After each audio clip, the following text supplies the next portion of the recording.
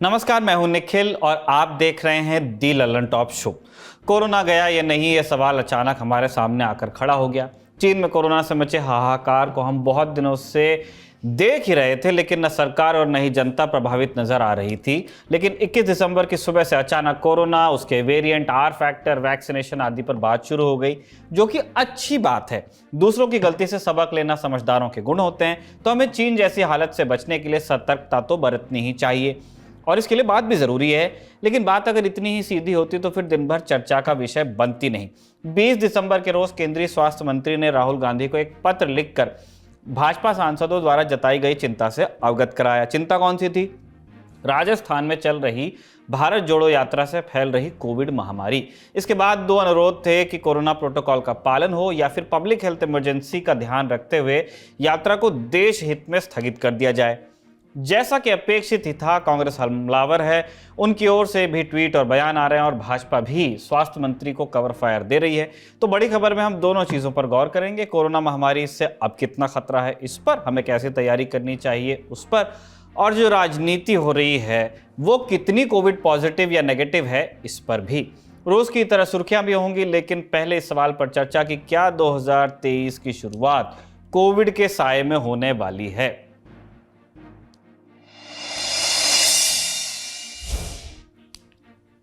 नवंबर महीने की शुरुआत से ही दुनिया भर में कोरोना वायरस के मामले बढ़ रहे हैं। भारत में अभी मामला कंट्रोल में है, लेकिन हमारा पड़ोसी चीन इससे बहुत बुरी तरह जूझ रहा है। कुछ अनुमानों के मुताबिक हालिया बढ़ोतरी की वजह से चीन पर लगभग 20 लाख लोगों की मौत का खतरा है। हम आपको भारी भरकम आंकड़े बताकर डराना नहीं चाहते, अनुमान के आश्रय आगाह कर रहे हैं। पहले की तरह हल्के में कतई नहीं लेना है। कोरोना को पहले भी नहीं लेना था, अभी भी नहीं लेना चाहिए आपको। यह भी नहीं सोचना है कि चीन में है तो अपने को क्या।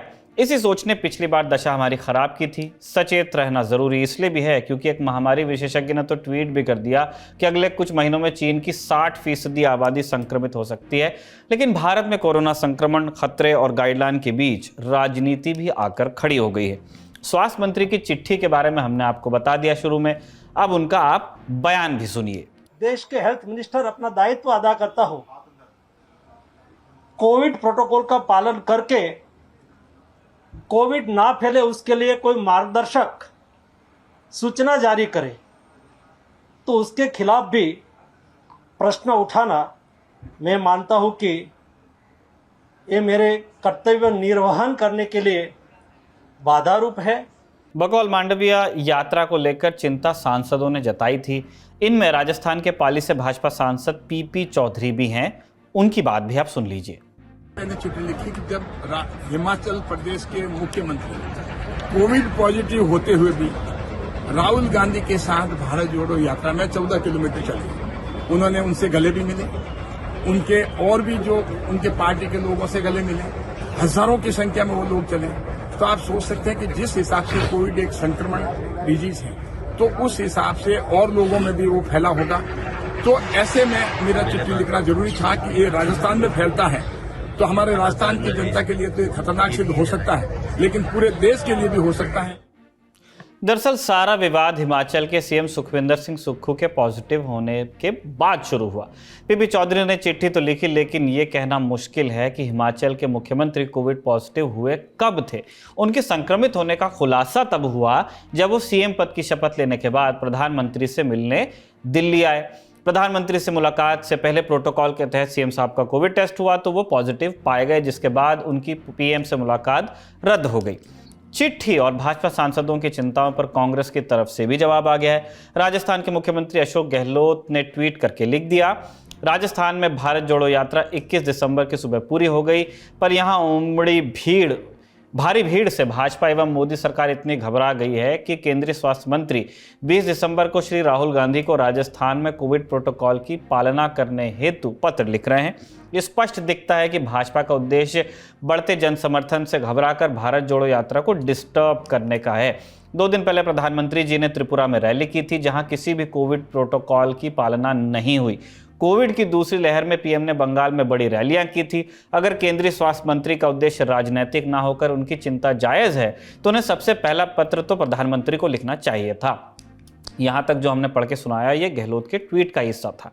इसके बाद कांग्रेस समर्थक प्रधानमंत्री मोदी की रैली के फोटो शेयर करके सवाल पूछने लगे और कांग्रेस नेता कह रहे हैं कि सरकार पहले कोविड को लेकर नियम तो बना दे, नियम बन गया तो हम भी पालन करेंगे। सुनिए पवन खेड़ा को। सतीश पुनिया को चिट्ठी नहीं गई, वो भी एक जन आक्रोश यात्रा निकाल रहे हैं। कर्नाटक भाजपा भी एक यात्रा निकाल रही है, उनको चिट्ठी नहीं गई। हवाई यात्रा में मास्क अनिवार्य नहीं किया जा रहा, तो ये पिक एंड चूज क्यों हो रहा है कि सिर्फ राहुल गांधी दिख रहे हैं और सिर्फ भारत जोड़ो यात्रा ही दिख रही है? नियम बना लो, सब उसका पालन करेंगे। आप नियम तो बनाइए, सिर्फ राहुल गांधी को चिट्ठी लिखने से थोड़े कोविड दूर हो जाएगा। आप पहले नियम बनाइए और सब पर लागू कीजिए, हम बिल्कुल उसका अनुसरण। इस पर भारतीय जनता पार्टी और सरकार का ये कहना है कि कोविड के जो प्रोटोकॉल हैं उनका सबसे पहले पालन करना चाहिए, चाहे वो कोई भी हो। सुनिए अनुराग ठाकुर को। और जहाँ तक कोविड प्रोटोकॉल की बात है, निश्चित तौर पर फॉलो करना चाहिए। अगर पहले भी देश ने किया तो उसका लाभ मिला है, और किसी राजनीतिक दल को भी करना पड़े तो उसमें किसी को विरोध नहीं करना चाहिए। आखिरकार कोई भी किसी प्रोटोकॉल से ऊपर तो नहीं हो सकता। क्या एक परिवार सब प्रोटोकॉल से ऊपर है? और आपको मैं याद करवाना चाहता हूँ, कोविड के समय जब इन्हीं कुछ लोगों ने आम जनमानस में भ्रम और भय पैदा करने का प्रयास किया था वैक्सीनेशन को लेकर। ये तो उस समय वैक्सीनेशन भी देश को नहीं लगवाने देना चाहते थे, लेकिन उस समय भी सरकार ने, विशेष तौर पर प्रधानमंत्री जी ने जागरूकता जनता के बीच में पैदा की। मन की बात से लेकर अन्य प्लेटफॉर्म पर लोगों को वैक्सीनेशन लगाने के लिए कहा। तो ये ऐसे लोग हैं जो उस समय भी भय और भ्रमित कर रहे थे, भय फैला रहे थे, और आज भी अगर प्रोटोकॉल फॉलो नहीं करते हैं तो मुझे लगता है अपने आप में बहुत बड़ा प्रश्न है। जैसा कि अनुराग ठाकुर ने कहा, भाजपा आरोप लगा रही है कि जो लोग अभी प्रोटोकॉल न मानने की बात कह रहे हैं, इन्हीं लोगों ने वैक्सीन को लेकर भ्रम फैलाया था। प्रोटोकॉल तो सब जानते हैं, लेकिन फॉलो कौन करेगा यह सवाल बना हुआ है। प्रधानमंत्री मोदी की रैली में भीड़ थी, राहुल गांधी की यात्रा में भी भीड़ है। हम सब जानते हैं कि भीड़ कोरोना का वाहक हो सकती है, पहले भी हमने ये देखा है। इस पर एक टिप्पणी आम आदमी पार्टी के सांसद संजय सिंह की भी आई, उस पर भी गौर कीजिए। चीन के बारे में ये खबरें आ रही हैं कि लगभग 60% आबादी आने वाले दिनों में कोविड से प्रभावित होने जा रही है। हॉस्पिटल्स भरे हुए हैं, लोगों की जान जा रही है। ऐसे में अगर चीन से आने वाली फ्लाइट्स को अगर हम लोग प्रतिबंधित नहीं करेंगे तो फिर जो मुसीबत भारत ने पहले झेली है, बर्दाश्त की है, वैसी परिस्थितियां फिर पैदा हो सकती हैं। संजय सिंह की मांग है कि चीन से आने वाली फ्लाइट्स पर रोक लगा दी जाए। अब सरकार इस दिशा में क्या कदम उठाती है, ये देखने वाली बात होगी। फिलहाल चीन से वायरस की आशंका के बीच केंद्र सरकार ने चीन से आने वाले यात्रियों को टेस्ट करवाने के निर्देश दे दिए हैं। वैसे केंद्र ने कोविड को लेकर समीक्षा बैठक भी करा ली है, जिसमें निर्देश दिए गए कि कोविड के नियमों को अनदेखा न किया जाए। संदेश यही है कि कोरोना वापस लौट सकता है और सतर्कता की आवश्यकता है। राजनीति को पीछे छोड़ अब काम की बात भी कर लेते हैं। चीन से लगातार ऐसे वीडियोस तो आ ही रहे हैं जो डराने वाले हैं, चिंता को बढ़ाने वाले हैं। सोशल मीडिया पर आपको ऐसे बहुत से वीडियो मिलेंगे जिनमें लाशों से पटे अस्पताल दिख रहे हैं। ये वीडियो चीन में कोविड की नई विभीषिका के दावे के साथ वायरल भी हो रहे हैं। दरअसल खतरा यह है कि वायरस के एक नए वेरिएंट से खतरा है। ओमिक्रॉन के परिवार से आए इस वेरिएंट का नाम है BF7 और गुजरात बायोटेक्नोलॉजी रिसर्च सेंटर ने संकेत दिए हैं कि BF7 के 2 मामले भारत में भी मिल गए हैं। मतलब ये खतरा दरवाजे पर दस्तक दे चुका है भारत के भी। सर्दियों के बढ़ने के साथ नए साल की आमद होने से पहले कोरोना लौट आया लगता है। अब ये नया वेरिएंट क्या है, क्या ये भी ओमिक्रॉन से ज़्यादा खतरनाक है और इसके लक्षण क्या हैं? पहले नाम के चक्कर को समझते हैं। BF7 असल में शॉर्ट फॉर्म है, पूरा नाम है BA5217। ये ओमिक्रॉन के BA5 वेरिएंट का सब वेरिएंट है। दुनिया भर में ओमिक्रॉन के BA5 वेरिएंट से ही सबसे ज़्यादा केस दर्ज हुए थे।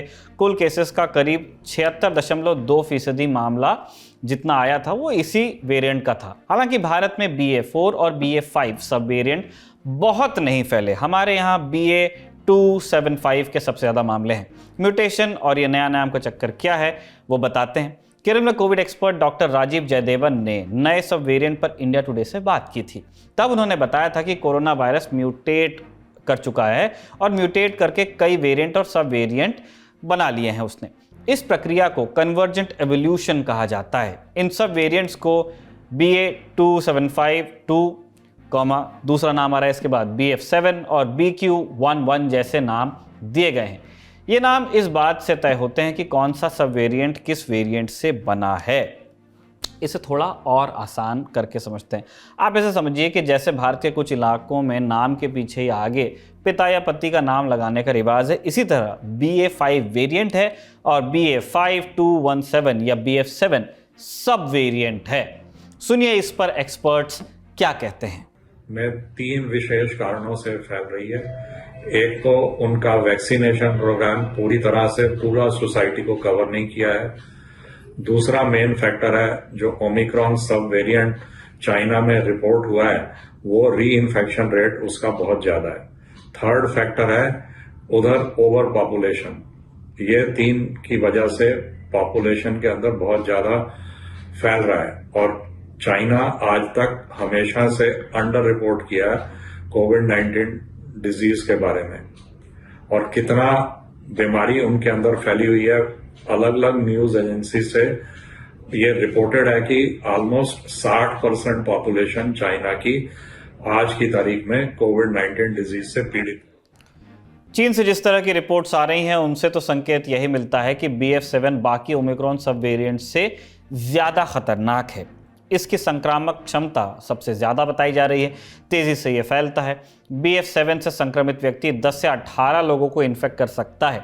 ओमिक्रॉन के बाकी वेरिएंट्स औसतन 5 लोगों को संक्रमित करते थे, कि जैसे मुझे हुआ तो मेरे साथ के आसपास के 5 को होगा। BF.7 का बहुत ज्यादा है, 10 से 18। वेरिएंट का इंक्यूबेशन पीरियड भी कम है। इंक्यूबेशन पीरियड मतलब वायरस के संपर्क आने और पहले लक्षण दिखने के बीच का समय, मतलब जैसे ही आप BF.7 के संपर्क में आए तुरंत पकड़ सकता है वायरस आपको। और रिपोर्ट्स तो ये भी कह रही हैं कि उन लोगों को खतरा ज्यादा है जिन्हें पहले कोविड संक्रमण हुआ हो या जिन्हें वैक्सीन लगी हो। सुनिए जानकार इस पर और क्या कहते हैं। चाइना में आंकड़ा बढ़ता जा रहा है, ये पता चला, और प्रोजेक्शंस भी हैं कि 60% उधर चाइना में आदमी लोगों में संक्रमण हो सकता है। संक्रमण होना और क्लिनिकल डिजीज होना दो अलग बात है। और चाइना का स्थिति जो है उधर जो डिजीज ट्रांसमिशन डायनामिक्स किस तरीके से होगा, ये जरूरी नहीं है कि बाकी सारे जो देश हैं उसी में एक ही स्थिति हमें देखने को मिलेगा। नहीं, 2019 में जो स्थिति था that was a new disease, a new virus came in, लेकिन अभी एक देश दूसरी देश से अलग जैसा है, क्योंकि संक्रमण का फैलने का तरीका, vaccination coverage, the types of vaccine which have been used, all are very different. तो हमें ये सब ध्यान पे रखना चाहिए जब हम चर्चा करेंगे या करने का कोशिश करेंगे कि आगे वाला दिन में क्या देखने को मिलेगा। अभी ये जो मास्क इस्तेमाल करना, ये सिर्फ कोविड का विरुद्ध एक लड़ाई का जंग जो है हमारा, उसमें हथियार है ऐसा नहीं है।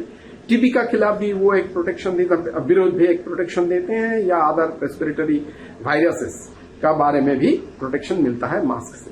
तो इसीलिए भीड़ भाड़ में नहीं जाना और सावधानी बरतना, या पोल्यूशन मान लीजिए, सो मास्क का इस्तेमाल करना सही रहेगा। लेकिन ये सोचना सही नहीं होगा कि चाइना में जो हो रहा है इंडिया में वही होने वाला है, क्योंकि it is all dependent on कि वायरस का बिहेवियर क्या है, ह्यूमन बिहेवियर्स क्या है, नया म्यूटेंट जो है वो नया म्यूटेंट का क्लिनिकल सीवियर डिजीज करने की क्षमता है या नहीं। नेशनल लाइब्रेरी ऑफ मेडिसिन की एक स्टडी के मुताबिक BF.7 आसानी से बेअसर नहीं होता। खून के एक थक्के पर शोध किया गया, जिस व्यक्ति का खून था उसने वैक्सीन की 3 डोजेस ली हुई थी, माने कि खून में वायरस के एंटीबॉडीज मौजूद थीं। BF.7 ने एंटीबॉडीज को भरसक टक्कर दी, बहुत मुश्किल से वायरस न्यूट्रलाइज हो पाया। मुश्किल ये है कि ये वेरिएंट सिर्फ चीन तक सीमित नहीं है। BF.7 America, Britain, Belgium, Germany, France और डेनमार्क जैसे यूरोपियन देशों में भी फैल रहा है।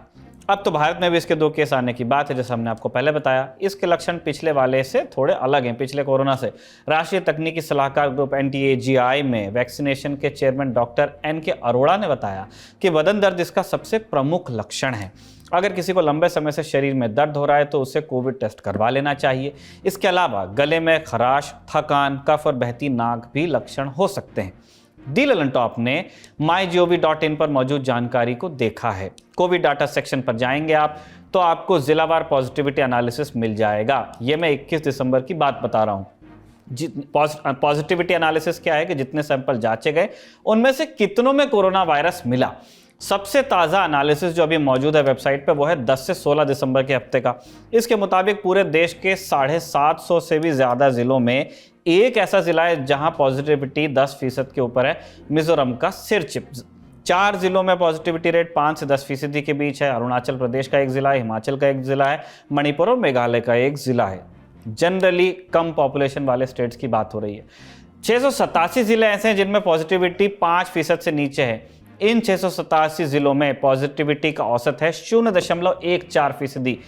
इनमें से ज्यादातर जिलों में पॉजिटिविटी रेट 0 बताया गया है। जरूरी है कि हम इन आंकड़ों पर बारीक नजर रखें, क्योंकि डेटा ही बताएगा कि हमारा बीमारी की किस किस्म से पाला पड़ा और वो कितनी तेजी से पैर पसार रही है। क्योंकि हमने देखा है कि कोरोना बहुत खतरनाक बीमारी भले ना हो, लेकिन वो स्वास्थ्य ढांचे को चरमरा देती, इतने नंबर में फैलती है और तब इलाज के अभाव में हम ऐसे लोगों को भी खो देते हैं जिन्हें बचाया जा सकता था, बशर्ते इलाज मिल जाए।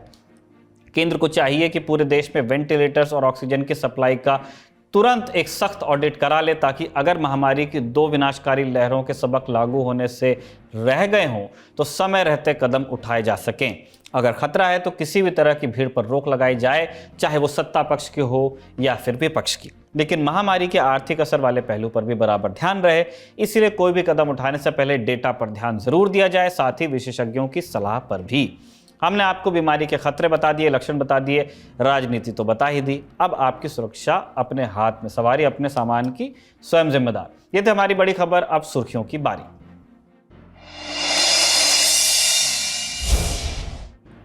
पहली सुर्खी का मर्म समझने से पहले एक शब्द से वाकिफ हो लीजिए आप। पेगासस एक मोबाइल स्पाईवेयर जिसका इस्तेमाल फ़ोन की हैकिंग में होता है।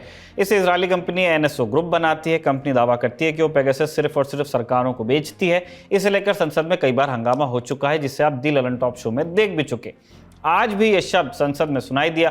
दरअसल लोकसभा में नियम 193 के तहत देश में मादक पदार्थ दुरुपयोग की समस्या और इस संबंध में सरकार द्वारा उठाए गए कदम के विषय पर चर्चा हो रही थी।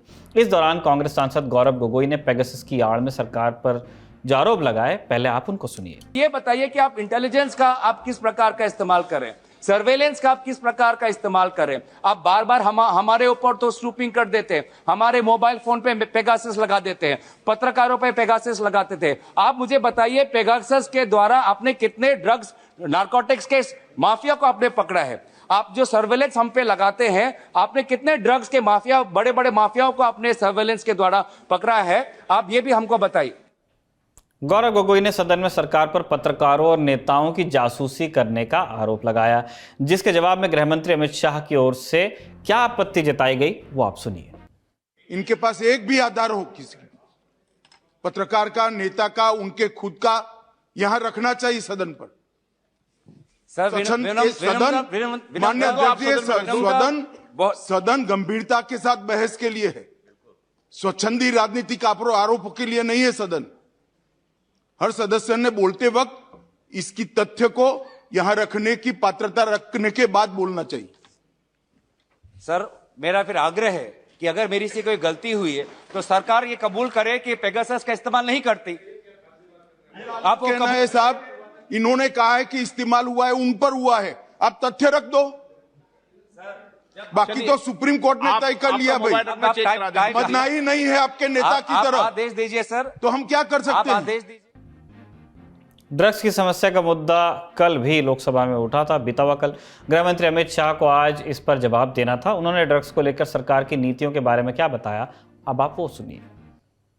मैं इस सरकार की नीति को बहुत स्पष्ट करना चाहता हूं। जो ड्रग का सेवन करते हैं वो विक्टिम है, उनके प्रति सहानुभूति का रवैया होना चाहिए और पुनर्वसन की तैयारी और पुनर्वसन की कानूनी प्रावधान होने चाहिए। परंतु जो ड्रग का व्यापार करते हैं, इसकी तस्करी करते हैं, इसको नीचे तक पहुंचाते हैं, वो चाहे छोटा हो या बड़ा, इसको छोड़ना नहीं चाहिए, उसको कानून के शिकंजे के अंदर डालना चाहिए। ये भेद अगर हम नहीं करते हैं तो कभी कभार हम विक्टिम के साथ ही दुर्व्यवहार करेंगे। जो बच्चा इसमें फंस गया है, जो युवा फंस गया है, उसको वापिस आने के लिए और समाज इसको फिर से स्वीकार ले, इस प्रकार का सामाजिक माहौल बनाने की भी हम सभी सदस्यों की जिम्मेदारी है माननीय। चलते चलते संसद से आया एक और अपडेट आपको दे देते हैं। पिछले कई दिनों की तरह आज भी संसद में चीन के साथ हुई झड़प का मुद्दा छाया रहा। चीन पर चर्चा की मांग को लेकर विपक्षी दलों के सांसदों ने संसद परिसर में गांधी प्रतिमा के सामने प्रदर्शन भी किया। इस धरने में सोनिया गांधी भी मौजूद थीं। इससे पहले आज कांग्रेस संसदीय दल की बैठक हुई, जिसमें सोनिया गांधी ने चीन द्वारा लगातार घुसपैठ को गंभीर चिंता का विषय बताया और इस पर चर्चा न कराना सरकार द्वारा लोकतंत्र का निरादर है, ऐसा बयान भी दिया। अगली सुर्खी आर्थिक मोर्चे से आई है। रिजर्व बैंक ऑफ इंडिया के गवर्नर शक्तिकांत दास ने कहा है कि भारत में बुनियादी आर्थिक गतिविधियां मजबूत बनी हुई हैं, लेकिन बाहरी कारकों से अर्थव्यवस्था को कुछ नुकसान होगा। इंडिया टुडे की रिपोर्ट के मुताबिक BFSI इनसाइट समिट के दौरान शक्तिकांत दास ने कहा कि प्राइवेट क्रिप्टो करेंसी को भारतीय अर्थव्यवस्था के लिए खतरा बताया गया है। दास ने भी बताया कि इस साल क्रिप्टो करेंसी की वैल्यूएशन में करीब $40 अरब की गिरावट आई है। अब ये क्रिप्टो करेंसी है क्या, ये भी आपको बता देते हैं शॉर्ट में। सब कुछ तो बताना मुश्किल है सुर्खी में। हम और आप जिस पैसे को खर्च करते हैं उसे देश की केंद्रीय सरकार या रिजर्व बैंक जारी करती है। अलग अलग देशों में, कुछ देशों में सरकार, हमारे यहाँ केंद्रीय बैंक करता है, रिजर्व बैंक, जबकि क्रिप्टो करेंसी कोई व्यक्ति या कंपनी जारी कर सकती है। क्रिप्टो में कई वर्चुअल करेंसीज आती हैं, मसलन बिटकॉइन, ईथर, लाइटकॉइन और मोनेरो आदि। फिलहाल महंगाई को लेकर भी शक्तिकांत दास का बयान आया है, जिसके मुताबिक महंगाई पर काबू पाने के लिए सरकार और RBI के बीच बेहद समन्वित प्रयास रहा है। दर्शकों की जानकारी के लिए बता दें कि नवंबर में खुदरा महंगाई दर 5.88% रही। ये पिछले 11 महीनों का निचला स्तर है, लेकिन ये 4% का जो थ्रेशोल्ड है उससे ऊपर है। 6 से कम है जो आपको ऊपरी एज दिया है। दिसंबर 2021 में महंगाई दर 5.59% पर थी। इसके बाद से लगातार 6% के ऊपर बनी हुई थी। अगली सुर्खी यूपी के मदरसों के नियम कायदों में होने वाले बड़े बदलाव को लेकर है। यूपी मदरसा शिक्षा बोर्ड की बैठक में कुछ प्रस्ताव पेश किए गए, जिनके मुताबिक कुछ बदलाव हो सकते हैं। मदरसे में जुमे की बजाय रविवार को छुट्टी होगी। मदरसों में अब ड्रेस कोड लागू होगा। यहाँ आने वाले बच्चों को यूनिफॉर्म पहननी होगी। हिंदी, अंग्रेजी, गणित, विज्ञान की पढ़ाई ज़रूरी होगी। मदरसे में NCERT की किताबें पढ़ाई जाएंगी। स्कूलों की तरह मदरसों में भी विंटर वेकेशन होगा। अभी प्रस्ताव पेश किए गए हैं, ये अमल में कब आएंगे या आएंगे भी या नहीं, इसे लेकर यूपी मदरसा बोर्ड के मेंबर कमर अली ने क्या बताया, आप सुन लीजिए। नहीं, किसी ने विरोध नहीं किया। चेयरमैन साहब ने ये कहा कि देखिए इसको अगली बार बैठक में लेते हैं। विरोध वाली बात नहीं है, क्योंकि जब छुट्टी की बात आई तो हमने कहा माननीय मुख्यमंत्री जी को भेज देंगे, क्योंकि हर मदरसे में मस्जिद होती है, 1 घंटे की नमाज के लिए छुट्टी के लिए कर देंगे। तो ड्रेस कोड भी इसी तरीके से रहेगा? हाँ, ड्रेस कोड देखिए, ड्रेस कोड जब होता है तो बच्चों में एक मनोबल बढ़ता है, और जब एक देश है, एक संविधान है, तो हमें चलना उसी हिसाब से होगा। और इस्लाम में भी फरमाया गया कि वक्त के हिसाब से तब्दीली हो सकती है। आज तक की एक रिपोर्ट के मुताबिक अभी भी उत्तर प्रदेश में 16,000 से ज़्यादा मान्यता प्राप्त मदरसे हैं। अगर नए नियम बनते हैं तो वो गैर मान्यता प्राप्त मदरसों पर भी लागू होंगे, ऐसा बताया जा रहा है। आखिरी सुर्खी ट्विटर और ब्लू टिक से जुड़ी है। दरअसल ट्विटर पर वेरिफिकेशन की प्रोसेस में कई बदलाव हुए हैं, जिसका असर अब दिखने भी लगा है। प्रधानमंत्री नरेंद्र मोदी, गृह मंत्री अमित शाह, नितिन गडकरी, पीयूष गोयल के अकाउंट के आगे से ब्लू टिक हट गया है। हालांकि इसका मतलब ये नहीं कि उनका अकाउंट अब वेरीफाइड नहीं रहा। ट्विटर ने पिछले हफ्ते ही वेरिफिकेशन की नई पॉलिसी रोल आउट की थी। इसके बाद सरकार से जुड़े लोगों और संस्थानों को अब ब्लू टिक की जगह ग्रे टिक दिया जाएगा। ग्रे टिक वाले प्रोफाइल के नीचे ही एक और लाइन भी जुड़ गई है, जिसमें लिखा है इंडिया गवर्नमेंट ऑफिशियल। वैसे अभी भी कई यूजर्स को मोबाइल पर ग्रे टिक की जगह ब्लू टिक ही नजर आ रहा है।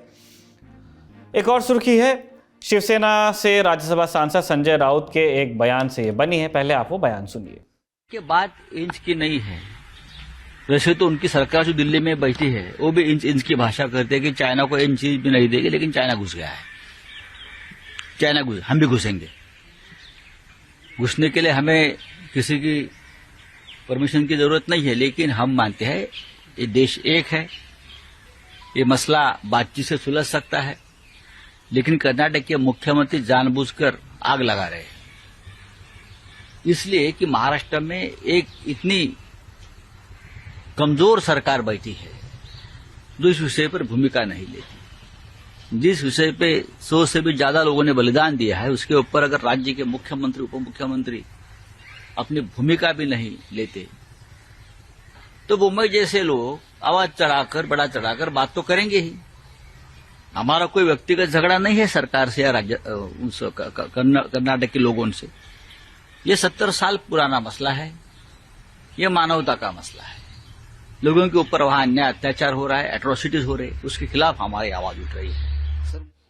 संजय राउत बात तो कर रहे थे महाराष्ट्र कर्नाटक सीमा विवाद की, लेकिन उन्होंने वास्तविक नियंत्रण रेखा पर चीन के साथ चल रहे गतिरोध को भी घसीट लिया।